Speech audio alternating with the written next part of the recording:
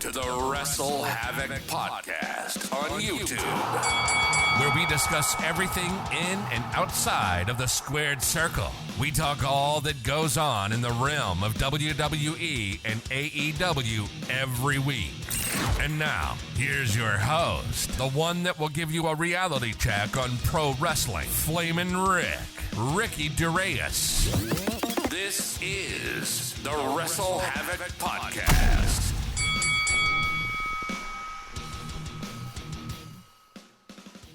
What's up, everybody? It is Flamin' Ricky DeReyes, here to review AEW Dynamite from March 15th, 2023. We got a lot of things to talk about right here on the AEW Dynamite review. Of course, the main thing that we are going to be talking about is Maxwell Jacob Friedman's Bar Mitzvah segment. That segment was fucking fantastic, in my opinion.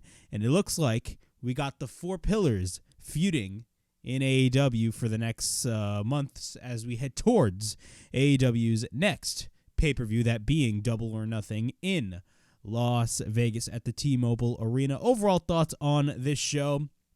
I thought this show flowed very well. Of course, we had the Bar Mitzvah segment. We had the match for the AEW International Championship, no longer the All-Atlantic Championship, between Orange Cassidy and JEFFJARRETT, Jeff Jarrett, in which, thank God, Jeff Jarrett did not get the win. We also had Jade Cargill's Canadian Open Challenge for the TBS Championship. It was basically a popular indie star from Canada, but that wasn't really the big story regarding that match. Really, the big story was what happened after the match, and it looks like Taya Valkyrie is officially All Elite. Also, the Blackpool Combat Club and the Dark Order, their war is still going on, and it looks like that ending that we saw on Dynamite, that amazing cliffhanger that we saw on Dynamite, things are getting real interesting. And could that be this year's Blood and Guts match? We're going to be talking about all this on the AEW Dynamite review from March 15th, 2023.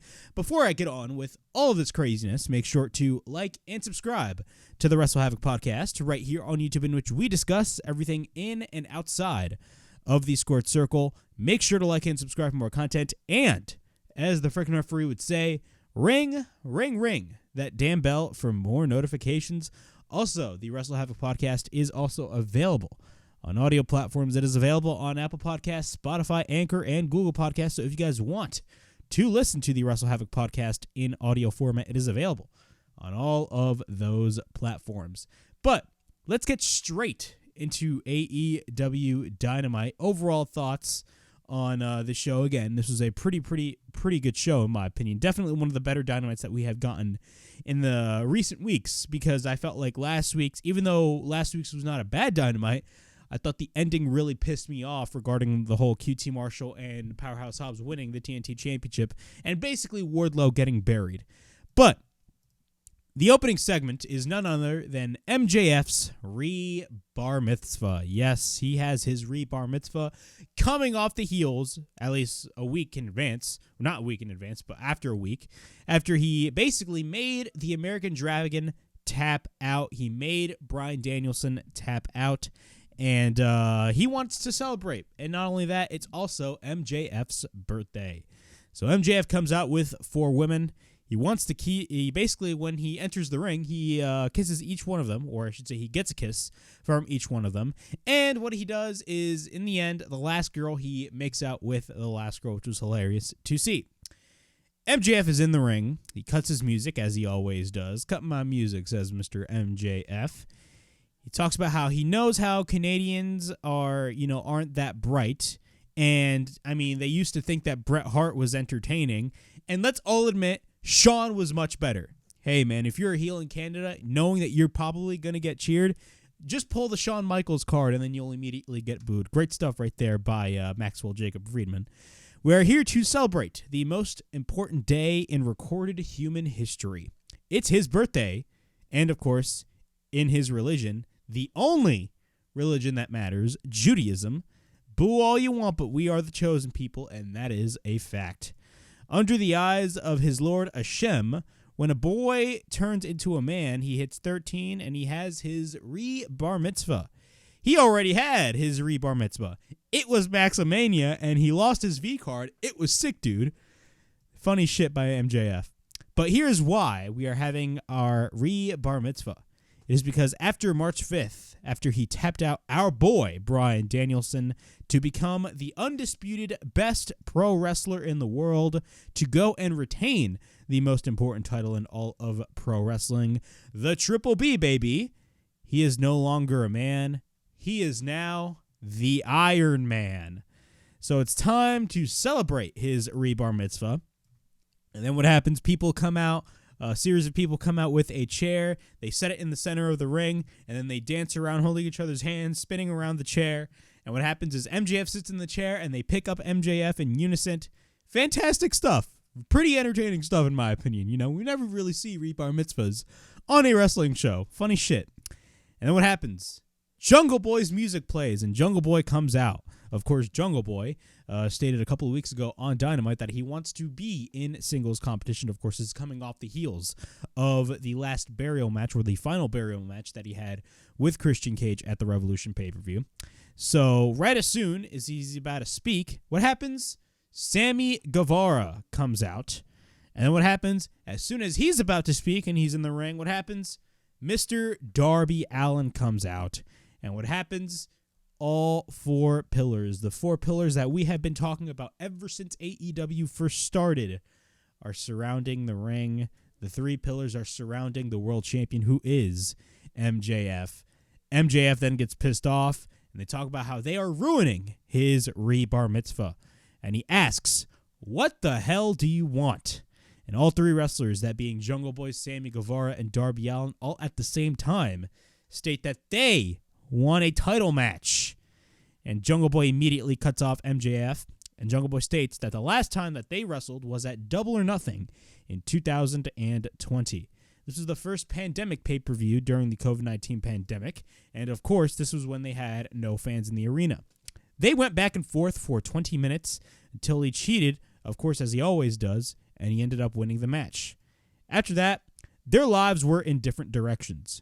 He was handed every opportunity in the book, and, you know, for the rest of the time that they were in Jacksonville, he wrestled on Dark. And he asks MJF, "Have you even had a match on Dark?" Elevation, I don't even think you even had a match on Rampage. Now, this caused a lot of controversy within a lot of people because of the fact that Rampage is not really treated as an important show. And a lot of people were saying, you know, especially guys like Dave Meltzer, were saying, you basically, you know, why would you do that, you know, in front of television? But this is my deal with this whole situation. What is the problem with Jungle Boy saying that, even though we all know it's the truth? Rampage is not even treated as an important show anyway, so who really gives a shit at the end of the day? So continuing on, he says he just walks around and does whatever the hell he wants. And it's crazy to him because there is an entire locker room of men and women who bust their asses every week, and they maybe get 60 seconds to be on this show. But we all have to sit there and take 20 minutes of the same old hokey bullshit that he has been doing for the past 4 years. This whole place revolves around him, and the first step in changing that is taking that world title away from him.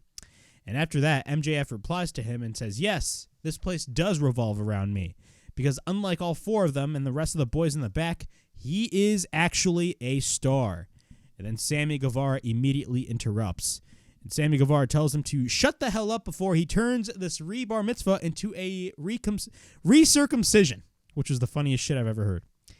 He talks about how he talks too much, and he's done that his whole life and his whole career. He even talked his way in going into AEW. He kissed ass, he lied, and he cheated to get to where he's at.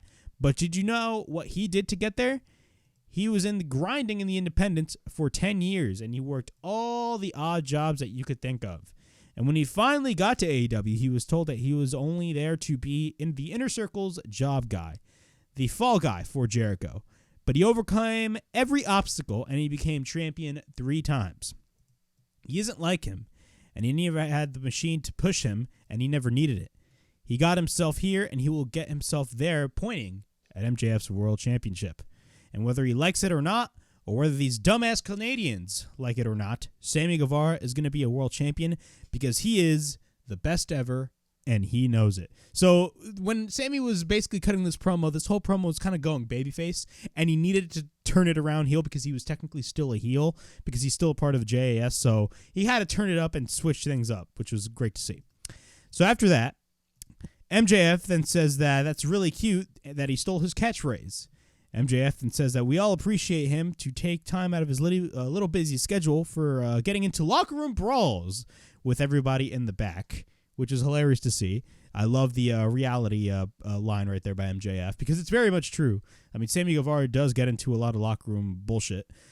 And then Darby Allin interrupts him and says it's now his turn. He sits into the corner. He talks about how in 2013, he was going to film school and he turned in this movie. His teacher told him that he needed to change everything about this movie because the school doesn't accept this kind of movie. He looked at her and stated that he'd rather drop out of school and not change a single thing. So then he dropped out of school, which was a blessing in disguise because it gave him the balls to do what he'd never thought he couldn't do, and that is become a pro wrestler. It was the first day at pro wrestling school at the Buddy Wayne Academy. And before he walked through the doors, he stopped and he was told himself, and he asked himself, you're going to either make it as Darby Allin or you're going to fail as Darby Allin. But he didn't change a single thing. Fast forward all these years later, and he goes up to Tony Khan's office and he tells maybe he's the worst business man in this entire place. Because there will never be a bidding war for Darby Allin. Because AEW gives him something that no amount of money in the world can afford him, and that is the opportunity to let him be him. And he talks about how the biggest problem in this company is that you got grown-ass wrestlers in the back basically saying, I'm not happy, I'm upset, I want out of my contract if I don't get what I want. Exactly how Darby Allin said it, mocking all the people that bitch on Twitter.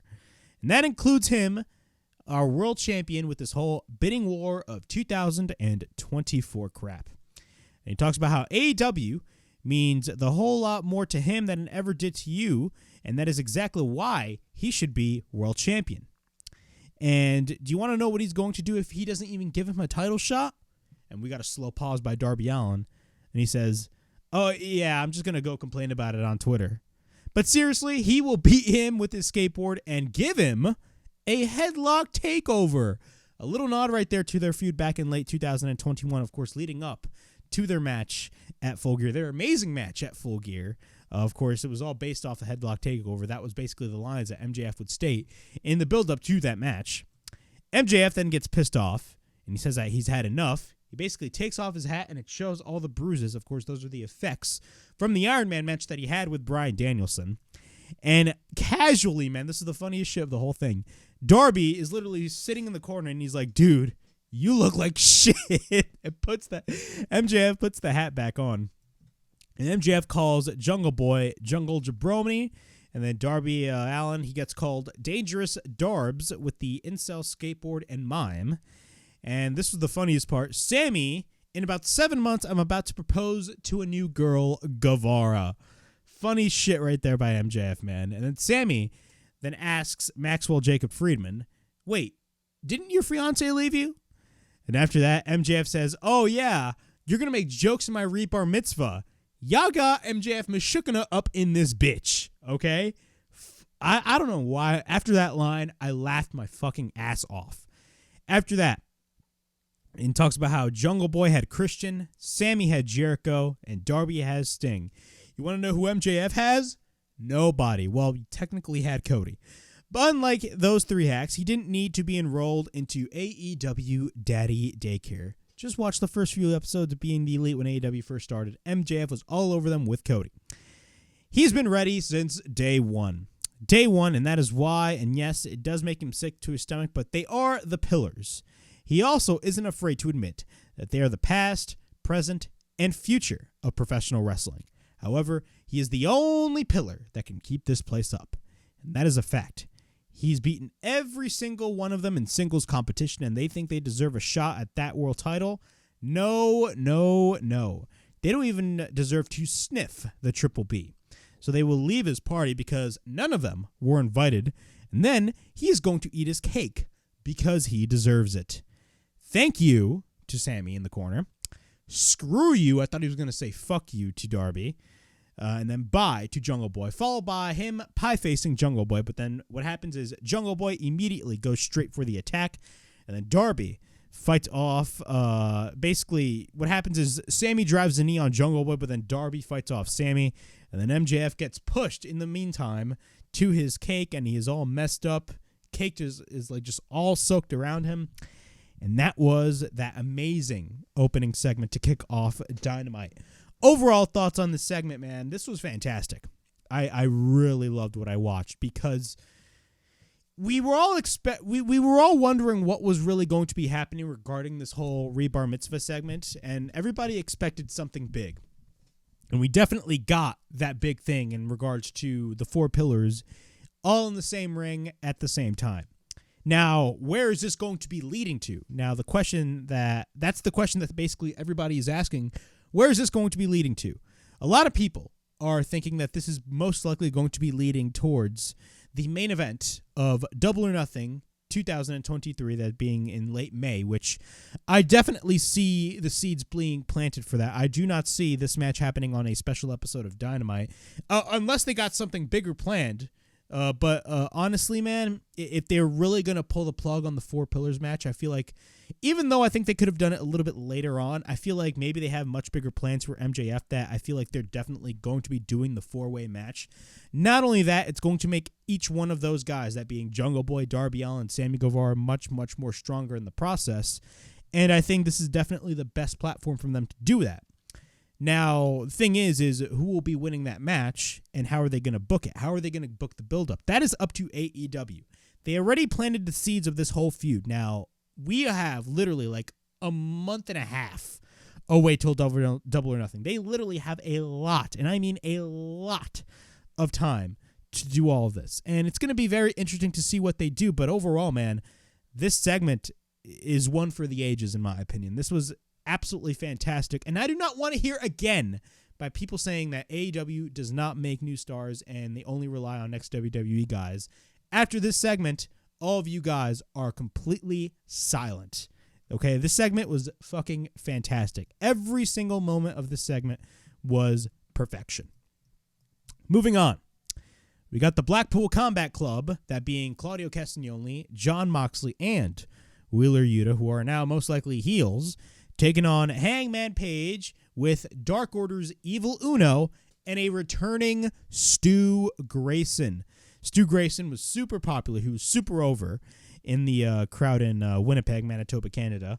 And, of course, after this match, Stu Grayson actually got the All Elite graphic, so he's now officially back with AEW, which is great to see. I always dug the combination by Evil Uno and Stu Grayson. But overall thoughts on this match, man. This match was fantastic. Everything about this match was really good. The spots in this match were insane. Stu Grayson really was the whole star of this whole match, even though Hangman was the star and he is the lead babyface for this whole thing. Really, tonight was the night for Stu Grayson, and overall, man, he definitely got his reps in, and he definitely did very well in this match. So Wheeler Yuta and Evil Uno start. Both fight it out. We got a couple of chops by Uno into the corner, followed by a snap suplex by Uno on Yuta. Yuta then drives him into the corner, but then Moxley makes the tag. He then takes off his vest and then shoves it into the face of Evil Uno. Claudio Castagnoli, the Ring of Honor World Champion, makes the tag. We get a kick by Uno once again, but then at this point, Moxley is then legal. After that, Yuta tags in, so basically they're tagging back and forth with all 3 members of the Blackpool Combat Club. Both Uno and Yuta exchange shots. We get a cheap shot by Hangman, but then we get a backdrop by Uno. Stu Grayson then makes the tag. He springboards Yuta to the outside, and then he goes to the top, and then he hits the Meteora on Claudio Castagnoli, and then Moxley comes in. Grayson then goes for the Uranage, but then Claudio goes for the boot. Then we get a Tornado DDT by Stu Grayson after that. He then hits a springboard moonsault, a modified springboard moonsault on Claudio, which looked absolutely fucking beautiful. After that, we get a cover and a near fall. He then proceeds to pick up Claudio, but then Claudio misses the uppercut. And then Stu counters the backslide, but then he gets taken to the outside. Claudio then drives him to the apron and to the barricade, and then he goes for the spike pile driver with the help of Moxley and Yuta. Once we're back from commercial break, the Blackpool Combat Club are in control. Claudio makes the tag, then Claudio mocks Dark Order. Then we get a jawbreaker by Stu Grayson. Claudio goes for an uppercut. We get a cover and a near fall. Moxley then tags in. He hits a kick on Stu Grayson, but then he picks up Stu and hits the pile driver. That is the second pile driver that is hit in this match. We then get a cover and a near fall. We get a chop by Moxley, but then Moxley counters and goes after him. But then Grayson goes for the running knee. After the running knee, Yuta makes the tag, but then Hangman makes the tag as well. Hangman Page goes for the boot, and then he takes out Claudio, but then he hits the fall-away slam on Wheeler Yuta. And then over the top rope, he takes out Claudio. Hangman goes for the lariat that is blocked by Wheeler Yuta, but then Hangman reverses it and hits a left arm lariat. And the commentators actually noted it that that's very rare that we see a left arm lariat, because usually when a wrestler hits a lariat, it's the right hand instead of the left hand. But then Yuta fights back. We get a powerbomb by Hangman Page, but then Uno is on the top. Evil Uno hits a beautiful senton after that, but then Claudio comes in and hits the uppercut. We get a rolling elbow by Hangman, but then Stu takes out Claudio to the outside. Hangman then tries to go for the Deadeye, but then Wheeler Yuta escapes. Moxley then escapes once again. Both proceed to fight it out. Hangman then goes for the lariat, but then he goes to the apron, but then Yuta hits him with the ring bell. So Yuta going for those heel tactics. Of course, last week on Ring of Honor television, he cheated in the pure match with Timothy Thatcher to win the match. So he's doing the same thing by hitting one of the members of Dark Order with the ring bell. After that, Moxley and Claudio are in the ring, but then Stu and Uno come in and fight them both off. After that, Yuta comes in with a chop block, but then both Yuta and Claudio send Stu Grayson into the corner. Claudio then runs into the ring post, but then Stu Grayson goes for a senton over the post on Claudio on the outside. Uno then goes for the Death Rider, a.k.a. the Paradigm Shift on Moxley. Yeah, he hits that on Moxley. Moxley's own move. After that, Stu Grayson goes to the top. We get a 450 on Moxley by Stu Grayson, but at the same time, Uno goes for the cannonball on Wheeler Yuta in the corner. Amazing shit right there by Dark Order. We get a cover by Uno and a near fall. After that, they want to go for the fatality, and they actually manage to hit the fatality on Moxley. We get a cover and a near fall, but then Yuta makes the save once again. Stu Grayson goes for the amazing Pele kick. Shout out to Don West, by the way. He would always, during an AJ Styles match, would mark out when it comes to a Pele kick. Claudio then goes for a powerbomb, but then Stu counters with the head scissors. But then Yuta pulls Uno to the outside, and then Claudio goes for a pump-up uppercut.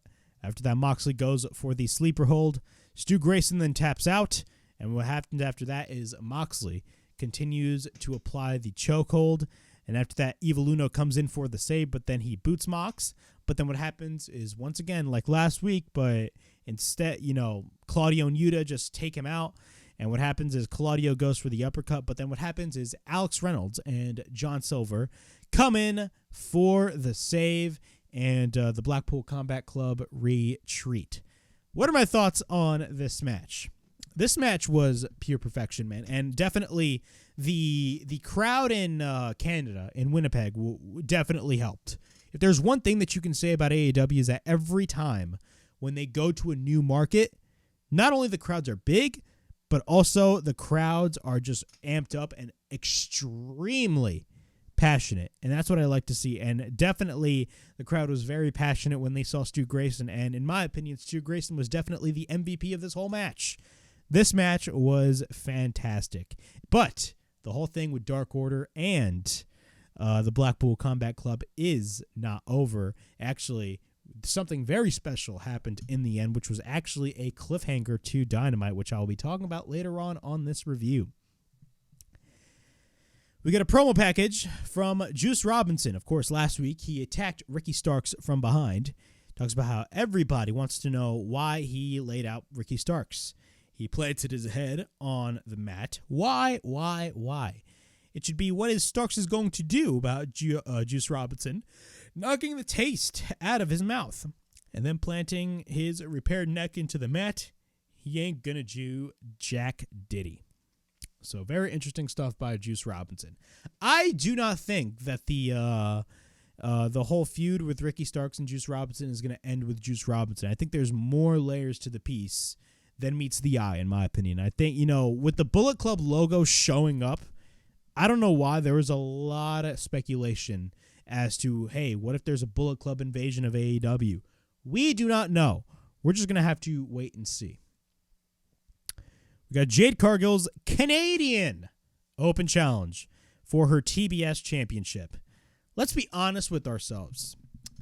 Jade Cargill's title reign, ever since she won the championship back in January 4th, I believe it was, of 2022, the first Dynamite of the TBS era as they were marketing it. Jade Cargill wins the TBS championship, correct? And let's be honest, she has held that title and she has been dominant ever since. But, and I talk about this every week whenever Jade Cargill comes out, man, even though Jade Cargill has gotten better, have you noticed any of her matches, let's be honest with ourselves, has any of her matches resembled to you? And has any of her matches, do you remember any of her matches? Let's be honest with ourselves. Do you guys remember any of her matches at all? Her matches are basically forgettable. They're just relatively short matches. The only matches that really have, long matches are most likely her pay-per-view matches, and those are not even that long either. And another thing we need to talk about is Jade Cargill's title run and who should beat Jade Cargill. The biggest problem with Jade Cargill's title run has been the fact that nobody was set up to beat her. We still do not know who the hell is going to beat her. Now, with Taya Valkyrie coming in, that could very well be a possibility of her potentially beating Jade Cargill for the TBS Championship. After appearing on this show, it definitely looks like there's going to be a match set up. And most likely they're going to book that as Taya Valkyrie's first match in AEW. Actually, no. Take that back. I believe they booked the match for Rampage anyway. So, still, it's just going to be very interesting to see what they do. And I do not think that AEW does not know what they're going to be doing with Jade Cargill after she drops the TBS Championship. I mean, she's going to go straight to the women's title, but again, I'm saying it's just like it's not. There's no direction as to who's going to beat Jade Cargill. That's what I really want to say. So the challenger of the match is Nicole Matthews. Jade Cargill offers a shot, but what happens? She pie faces Nicole Matthews. She fights off Jade, and then Jade regains control. She managed to hit the pump kick and then picks her up and hits the Jaded. And we got a cover, and Jade Cargill retains the TBS Championship. After that, she cuts a promo. She's now 54-0, and she ran through Nicole Matthews, and she gets asked what kind of competition she is looking for. And then Jade asks Renee, who was the one interviewing her, "Aren't you from Canada?" And then what happens is she kisses her in the forehead and says, "Is that it? Is that all you got to offer?" And then what happens? Taya Valkyrie comes out. La Vera Loca comes out. And Jade Cargill leaves the ring. And then Taya, what happens is Layla Gray is in the center of the ring, basically left alone because Jade Cargill is a heel, and that's exactly what heels do. And what happens is Taya Valkyrie takes out Layla Gray and hits the Jaded. Wow. Interesting stuff right there. Very interesting stuff. But again, we need to start talking about who is going to beat Jade Cargill for that championship. Because at this point, I'm getting sick and tired of Jade Cargill's title run. And I'm being honest, man. It's like I don't watch Dynamite for Jade Cargill. That's just my opinion. I like Jade. I think she's great. But let's be honest with ourselves. Jade is not an important part of the show. Tony Schiavone interviews Ricky Starks. Talks about how it's easy to attack a guy from behind. He deserves all of the attention. Talks about how he is part of Bullet Club, and that was relevant back in 2015. But now it's 2023, and maybe he should stand on his own 2 feet. You'd think you learn from these groups, but if it's an issue he wants, come on and bring it anytime and any place. Wise words right there by the one and only Ricky Starks. We then get the QTV segment. You guys already know my thoughts on QT Marshall. I think QT Marshall is one of the most generic heels in the business today. Overrated, in my opinion. But that is not saying that this segment was actually bad. I actually laughed watching this segment because it was funny as hell. QTV, I thought it was going to be like a talk show segment, but thankfully it wasn't. It was basically their own version of TMZ. And, they had the camera work, panning to, zooming into one guy and then zooming into the other. That was basically this whole segment. So, first off, let me actually, let's see. Let's actually lower the brightness here because my laptop is about to die. All right, there we go. My apologies, ladies and gentlemen. I'm probably going to have to take a little break here to charge my laptop because my laptop is actually dying. So a couple of notes on this whole segment. This is actually pretty funny. So it's, again, they're basically their own version of TMZ. It says QTV is where they keep their journalistic integrity, no bias opinions to ruin people's careers. Talks about how Wardlow had a tough week, and they show footage of Aaron Solo breaking into his car. And then he basically takes the TNT Championship, and it looks like this whole thing was a storyline, which I don't really want to give my thoughts on that. And after that, they then laugh. QT says that they shouldn't even be surprised. I mean, MJF stole all of Wardlow's momentum, and I actually laughed after that line because it is very much true. MJF did steal all of his momentum heading into Double or Nothing last year because MJF was all over the news. And after that, it talks about how with that new haircut, he'd make a great Spike TV champion. Fantastic. QT Marshall then says, ruthless aggression like Vince McMahon. And asks, what's next for Wardlow?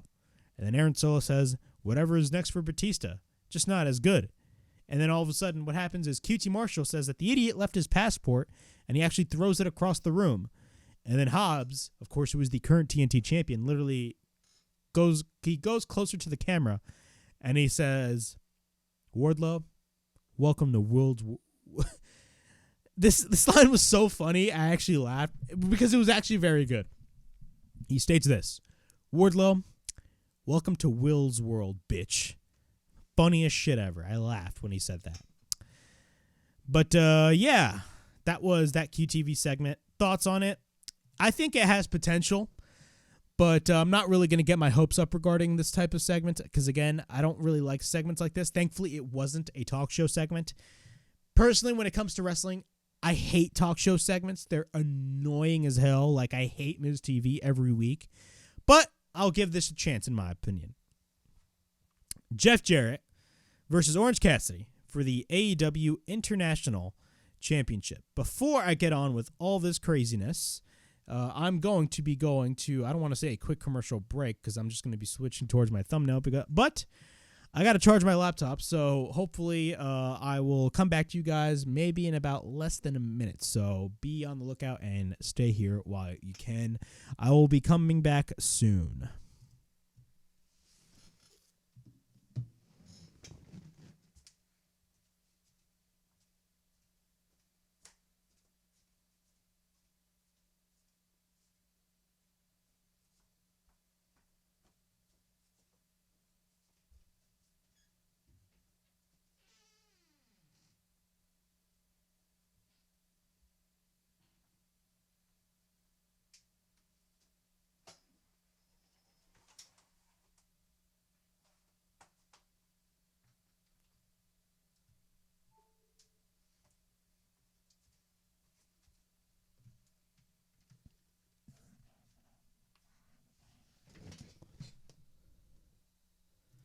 All right, we're back. I had to literally charge my... This is the second time caught on video that this has happened. But I tend to not really utilize... I don't really edit a lot of my podcasts.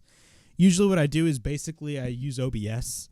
That is basically what this is used for. But yeah, man, we're back in business. But yeah, man, in our next match, we got Jeff Jarrett versus Orange Cassidy for the AEW... Not the All-Atlantic Championship, but for the AEW International Championship. This is a quote-unquote new championship. Now, it's no longer called the All-Atlantic title. I gave you guys my thoughts last week. I thought the title name change was actually a good thing. Again, as soon as Tony Khan announced it, I didn't really know what to think of it. But overall, I thought this was definitely the best decision for them to make because at least it gives the championship a purpose. Now, that said, I was definitely afraid about what they were going to be doing regarding this whole championship, and I was afraid that Jeff Jarrett was going to win. Now, keep in mind, I like Jeff Jarrett, but going into this match, if Jeff Jarrett won that match, I would have been pissed. Honestly, I would have been pissed if Jeff Jarrett won that match. Literally, you had a lot of people on social media saying, oh my God, I hope Jeff Jarrett gets the win. Bro, this is not TNA in 2005. Everybody hated Jeff Jarrett back in the day, man. Shout out to Marky D123. Like, this guy basically did a whole video talking about Jeff Jarrett's NWA World Championship reign of terror in TNA. Literally, we don't want that in AEW. But nah, man, if Jeff Jarrett won, to be quite honest with you, I wouldn't have liked it, but then it would have probably grown on me considering the fact that I am a Jeff Jarrett fan. And look, Jeff Jarrett is a great heel at the end of the day, and that's what people need to understand. Jeff Jarrett is actually a very, very, very good heel. And not only that, he was actually pretty good in this match. But let's go through the match. We get a hip toss by Jeff Jarrett, and then he goes for his first strut. And then both lock up again. We get an arm drag by Jeff Jarrett. After that, he goes for the strut once again. He poses in the ropes. And then Jeff Jarrett runs the ropes and holds on. We get a dropkick countered by Cassidy. And then Jarrett goes for the figure four. But then Cassidy pushes him away. And then Jeff Jarrett hits the slam. And he goes for the strut once again. Jeff Jarrett goes for his amazing, and I mean amazing, kicks on Cassidy, mocking Orange Cassidy. He fights off Jeff Jarrett, but then Cassidy is on the apron. He sends Jeff headfirst repeatedly on the top turnbuckle pads. And then Jeff takes Cassidy to the outside. Once we're back from commercial break, and during the break, a fight breaks out in the crowd. So the match basically between both Jeff Jarrett and Orange Cassidy breaks through the crowd. But then once we're back from break, both Jarrett and Cassidy are on the outside in the ringside area. Jarrett goes back into the ring. But what happens is Satnam Singh then throws Cassidy back in the ring without the referee looking. And then we get a couple of kicks to Cassidy's knee by Jarrett. After that, Jarrett applies the figure four. And look, when he was about to go for the figure four, he actually trolled the fans in Winnipeg and instead went for the sharpshooter. Funny shit by Jeff Jarrett. That's why Jeff Jarrett is one of the best heels in the business. Cassidy then gets up, but then Cassidy counters and applies the sharpshooter of his own. After that, Jarrett goes to the bottom rope. We get a sleeper by Jarrett, but then Cassidy at this point is fading. Cassidy then gets up. He puts his hand in his pockets, and then he goes for the jawbreaker. And then he applies a choke, but then Satnam Singh interferes. Then we get a knee breaker by Jarrett, and then he applies the figure four. We get a cover, and the shoulder is up by Cassidy. We get a cover end with the shoulder down on Cassidy, but we get a kick out. Same thing once again for a third time, and we get another kick out. Cassidy then fights back, and then we get a right hand by Jarrett, but then both exchange shots. Counter after counter at this point. And then Jeff sends Cassidy to the referee, and then Sanjay Dutt slides the guitar in, and you know what the hell is going to be happening, but Aubrey Edwards comes in and makes the save, and what happens is she takes the guitar away, arguing with Jeff Jarrett after that. Cassidy then manages to go for the roll-up, but we get a near fall. We get a kick to his knee. Once again, Jeff Jarrett and Aubrey Edwards argue. Jeff Jarrett, again, he's really good with arguing, especially with Aubrey Edwards.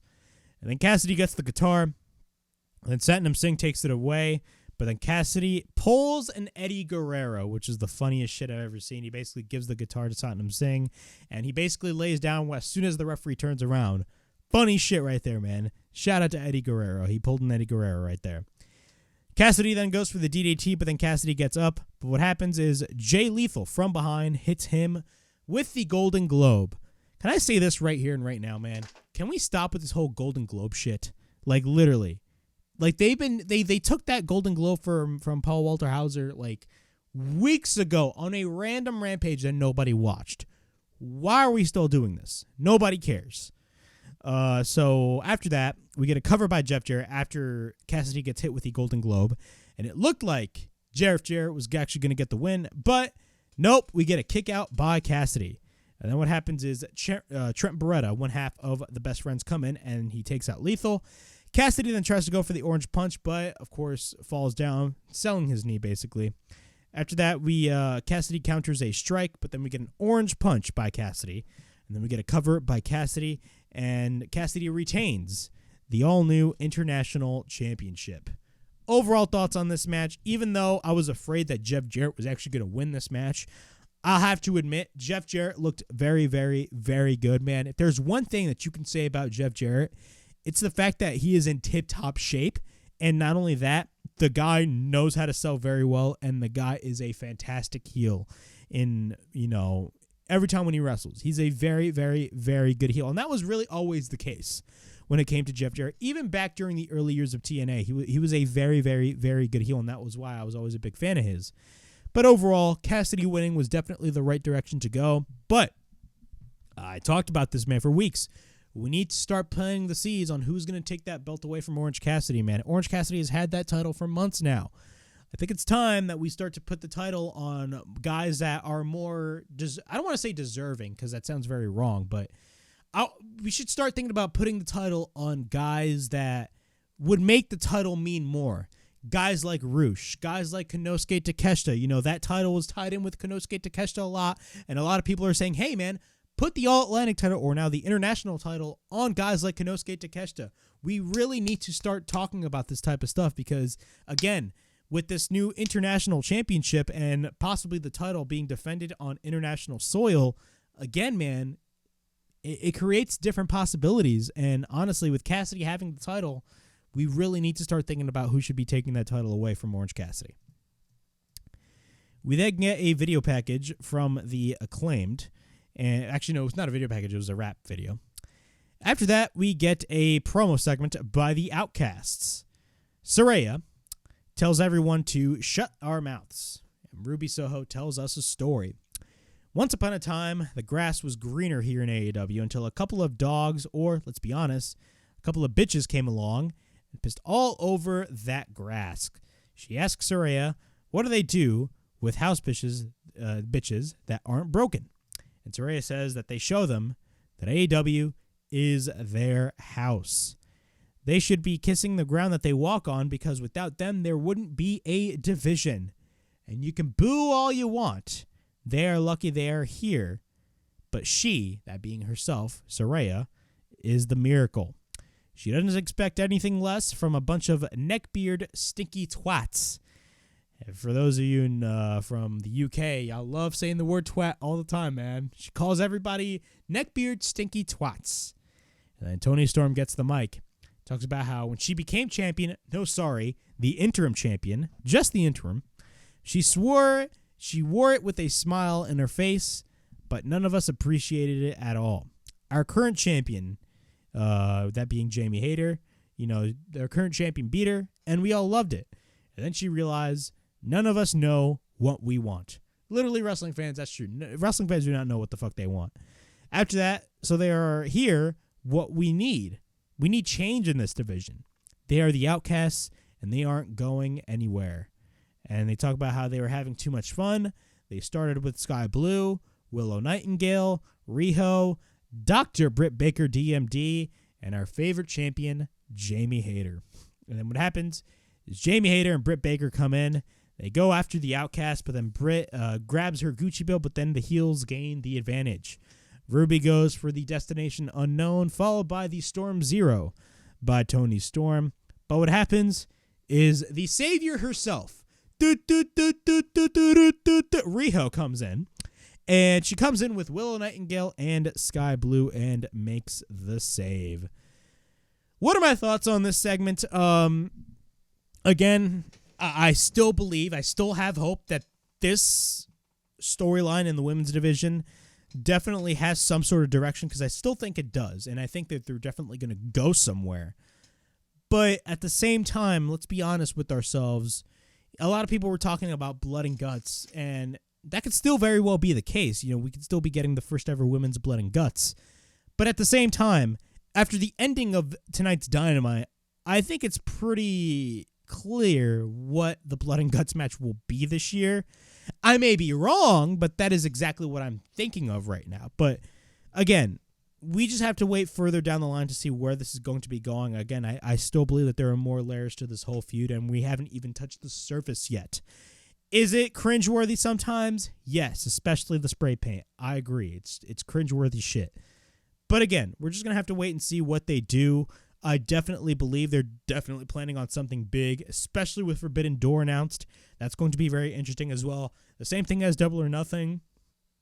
a lot of possibilities can come out of this, but right now I'm not really as invested in the Outcasts as a lot of other people are. After that, we got the House of Black versus the Elite versus the Jericho Appreciation Society for the AEW World Trios Championships in Winnipeg, Manitoba, Canada. Now, when they first announced this match, I was even though I was excited for this match, I was kind of disappointed that we weren't going to be getting Chris Jericho versus Kenny Omega in a singles match. If you really want to give the fans in Winnipeg a treat, you could have easily given us Chris Jericho versus Kenny Omega. But I totally understand why they went with this match, and they really do want to establish the Trios Championships. That said, this match was fucking fire. I love Trios wrestling, man. This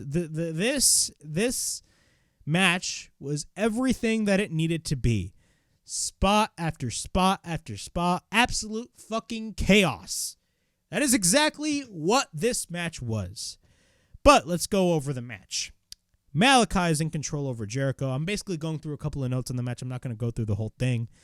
Jericho fights back with a series of chops on Malachi. He misses the Judas effect.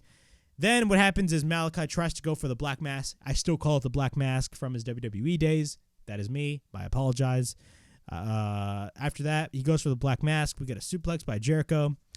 Sammy Guevara comes in, and he poses with Chris Jericho. We get a knee bar on Garcia by Malachi. After that, Sammy goes for the stomp. At this point, the Jericho Appreciation Society regains control. Nick Jackson from the Elite makes the tag. We get a double head scissors by Nick Jackson. Nick is on the apron. Nick goes for the facebuster on Malachi Black, and then he hits a moonsault, getting caught by Buddy Matthews. He then sends Nick Jackson into a knee strike by Malachi. At this point, Buddy Matthews goes for a stomp off the top, which looked insane. We get an enziguri by Nick Jackson on Buddy Matthews, and then what happens is Kenny Omega, 7-star Kenny Omega, makes the tag. He hits a crossbody off the top. He hits a beautiful, you guys know how I love Kenny Omega's Snapdragon suplexes. He went for the Snapdragon suplex on Malachi Black. And then he goes for one on Brody King. And then Buddy comes in, and then he picks up Buddy. And then he goes for the You Can't Escape moonsault. After that, we get a cover and a near fall. We get a back elbow by Buddy Matthews, followed by the head scissors by Omega. And then Jericho tags in. Jericho and Omega face off, two natives from Winnipeg, Manitoba, Canada, facing off ever since their first match at the very first AEW show. But what happens is Buddy Matthews comes in and takes them both out. After that, Brody King comes out, but then Jericho and Omega clothesline him on the outside. Both face off once again. We get a V-trigger by Omega on Jericho. Garcia comes in, but gets hit with the lariat by Brody King. After that, we got spot after spot after spot. We got the slice bread by the Bucks, followed by the Meteora by Buddy Matthews. And then Omega goes for the Snapdragon suplex on Buddy Matthews after that. Omega then gets caught into the walls of Jericho by Chris Jericho, but then the Bucks go for the super kick party on everybody. Once we're back from commercial break, Omega and Jericho, again, the two natives of Winnipeg, fight it out. Jericho misses the dropkick, but then Jericho's on the outside. Omega is in the ring, and he hits the somersault on Chris Jericho, but then the House of Black try to prevent Kenny from coming back to the ring, and then the Bucks come in, but then what happens is both Matt and Nick Jackson go to the top. Garcia and Sammy take them both. We get a suplex by Garcia, and then Sammy goes for the Spanish fly off the top on Matt Jackson. Brody King then comes in, goes to the top, but then Omega comes in, and then he gets taken out by Jericho, but then Jericho tries to take him out. He gets pulled away.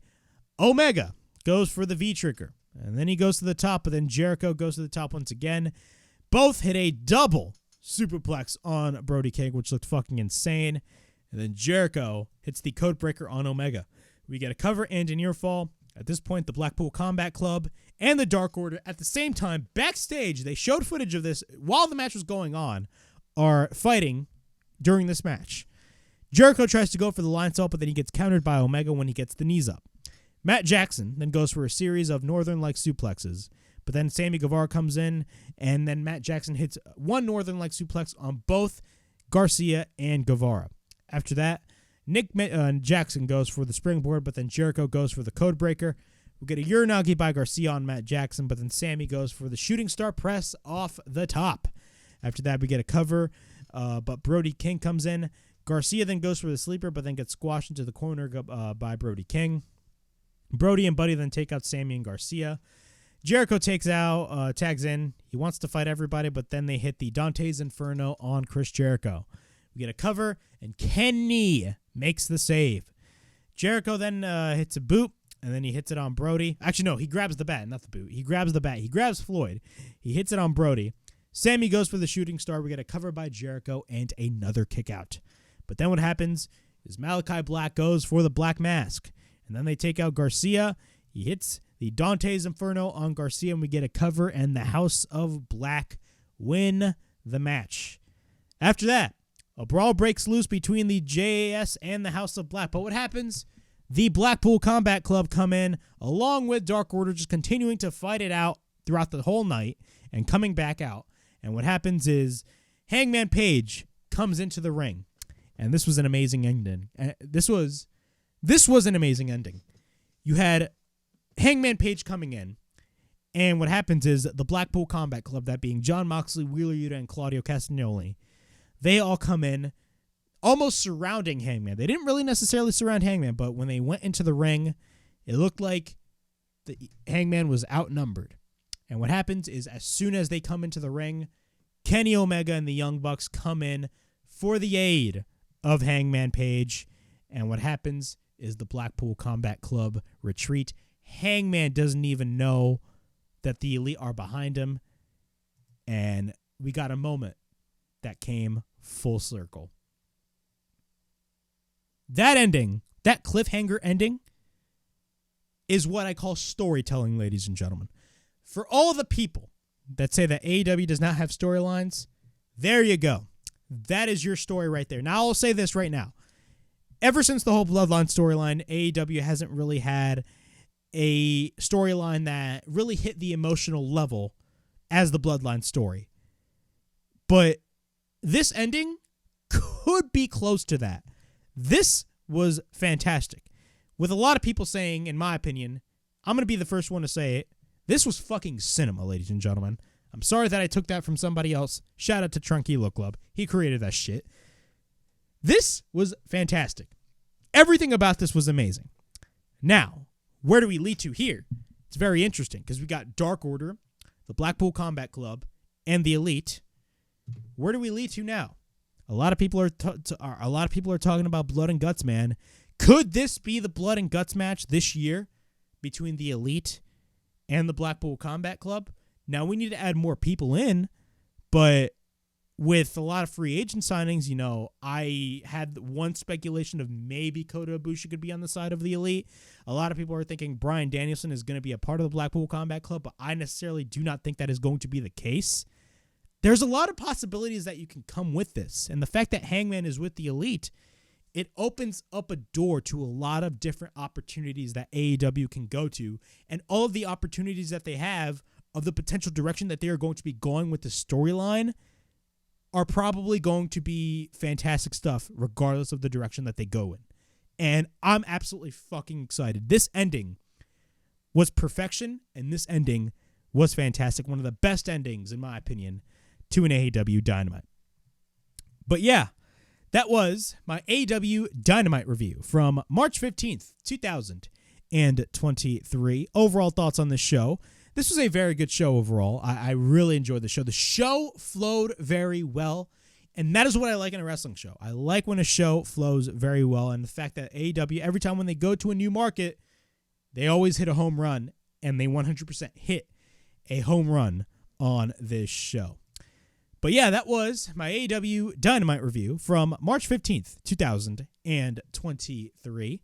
Please like, subscribe, comment down below, push that bell for notifications and be on the lookout for more videos right here on the WrestleHavoc Podcast, right here on YouTube, in which we discuss everything in and outside of the Squared Circle. Make sure to like and subscribe for more content, and as the frickin' referee would say, ring, ring, ring that damn bell for more notifications.